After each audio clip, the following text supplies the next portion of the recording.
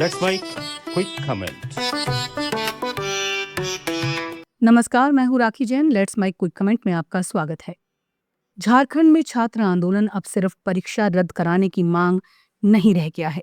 ये सवाल बन गया है, क्या सरकार युवाओं की बात सचमुच सुन रही है या सिर्फ बातचीत और आश्वासन से आंदोलन को शांत करने की कोशिश कर रही है। रांची में जेपीएससी और जेएसएससी की कथित अनियमितताओं के खिलाफ छात्रों का आंदोलन लगातार जारी है। सरकार कह रही है कि 98% मांगे मान ली गई हैं। जेपीएससी के 3 सदस्यों ने इस्तीफा भी दे दिया है और जांच के लिए कई कदम उठाए गए हैं, लेकिन छात्र अब भी संतुष्ट नहीं हैं। उनका सबसे बड़ा सवाल है, अगर लगभग सारी मांगे मान ली गई तो फिर सीबीआई जांच पर सरकार पीछे क्यों हट रही है। यही आज के क्विक कमेंट का सवाल है। सबसे पहले सरकार के पक्ष को समझिए। रविवार को हुई बातचीत के बाद सरकार ने दावा किया कि छात्रों की 98% मांगों पर सहमति बन चुकी है। 3 परीक्षाएं रद्द करने, कथित वित्तीय अनियमितताओं की जांच के लिए ईडी को शामिल करने और आपराधिक मामलों की जांच सीआईडी से जारी रखने वाली जैसी बातें सामने आई हैं। सरकार ने यह भी प्रस्ताव दिया कि दोषियों के खिलाफ कार्रवाई के लिए फास्ट ट्रैक कोर्ट बनाया जाए और हाई कोर्ट की सेवानिवृत्त जज की निगरानी में स्वतंत्र जांच समिति बनाई जाए।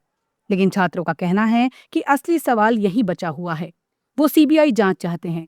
सरकार इस मांग को स्वीकार नहीं कर रही। सरकार का तर्क है कि खासतौर पर जेएसएससी और सीजीएल जैसी परीक्षा पहले ही हाई कोर्ट और सुप्रीम कोर्ट की निगरानी में हुई थी, इसलिए सीबीआई जांच की जरूरत नहीं है।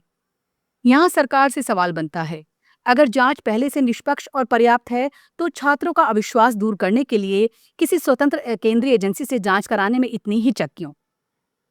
और अगर सरकार के पास अपनी जांच पर पूरा भरोसा है तो उसे जांच की समय सीमा, पारदर्शिता और रिपोर्ट सार्वजनिक करने का स्पष्ट रोड मैप देना चाहिए। क्योंकि छात्र सिर्फ ये नहीं पूछ रहे कि कितने लोगों को गिरफ्तार किया गया, वो ये पूछ रहे हैं कि भर्ती व्यवस्था में गड़बड़ी आखिर हुई क्यों, इसके पीछे कौन था और भविष्य में से रोकने की गारंटी क्या है। और अब आया है एक और महत्वपूर्ण घटनाक्रम। जेपीएससी के 3 सदस्यों अजीता भट्टाचार्य, अनीमा हासंदा और जमाल अहमद के इस्तीफे राज्यपाल ने स्वीकार कर लिए हैं। ये फैसला आंदोलन के बीच आया है और स्वाभाविक रूप से इससे छात्रों का दबाव और प्रभाव चर्चा में आया है। लेकिन यहाँ भी सावधानी जरूरी है। किसी सदस्य का इस्तीफा अपने आप ये साबित नहीं करता कि वो किसी अनियमितता के दोषी हैं। जांच और कानूनी प्रक्रिया से ही जिम्मेदारी तय होगी। अब बात आंदोलन की भी। झारखंड का यह आंदोलन शुरुआत में छात्रों और अभ्यर्थियों का आंदोलन था, लेकिन जैसे जैसे आंदोलन लंबा हुआ, राजनीतिक और छात्र संगठनों की भागीदारी बढ़ती गई। एआईएसए की अध्यक्ष नेरा बोरा पर स्याही फेंकने जैसी घटना ने आंदोलन के स्वरूप को लेकर भी बहस पैदा की। विरोध में शामिल होने वाले हर संगठन के सपने राजनीतिक हित हो सकते हैं, लेकिन इसका मतलब ये नहीं कि मूल मुद्दा खत्म हो गया। इसी तरह कॉकरोच जनता पार्टी यानी सीजेपी ने भी झारखंड के छात्रों के समर्थन का ऐलान किया है, लेकिन यहाँ सीजेपी की भूमिका पर भी सवाल उठना स्वाभाविक है। दिल्ली के आंदोलन में सीजेपी ने खुद को पेपर लीक और परीक्षा व्यवस्था के खिलाफ राष्ट्रीय युवा आंदोलन के रूप में पेश किया था। केंद्र सरकार के साथ बातचीत और धर्मेंद्र प्रधान के इस्तीफे के बाद उसने आंदोलन समाप्त किया, लेकिन झारखंड में उसकी भूमिका अब तक मुख्यतः समर्थन और बयान तक दिखाई देती है। तो सवाल सीजेपी से भी है, अगर पेपर लीक और भर्ती परीक्षाओं की पारदर्शिता पर आपका राष्ट्रीय मुद्दा है तो झारखंड के छात्रों के साथ सिर्फ समर्थन का बयान क्यों?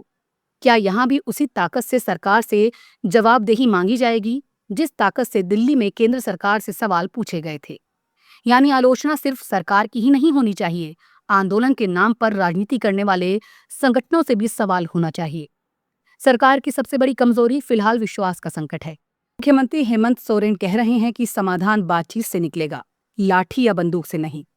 और छात्रों की भी जिम्मेदारी है कि आंदोलन शांतिपूर्ण रहे, किसी व्यक्ति या संगठन के राजनीतिक एजेंडे का माध्यम न बने और परीक्षा सुधार का मूल मुद्दा केंद्र में रहे।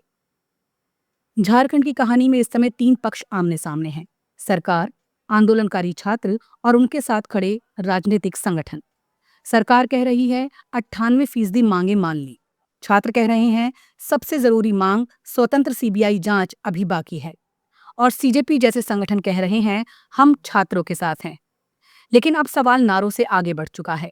सरकार को ये बताना होगा कि जांच कितनी स्वतंत्र होगी, उसकी समय सीमा क्या होगी और दोषियों तक कार्रवाई कब पहुंचेगी।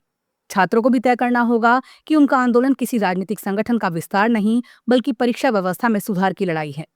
और सीजेपी को भी ये साबित करना होगा कि उनका समर्थन सिर्फ सोशल मीडिया और बयान तक सीमित नहीं है। नमस्कार। आप सुन रहे थे let's mike more than radio.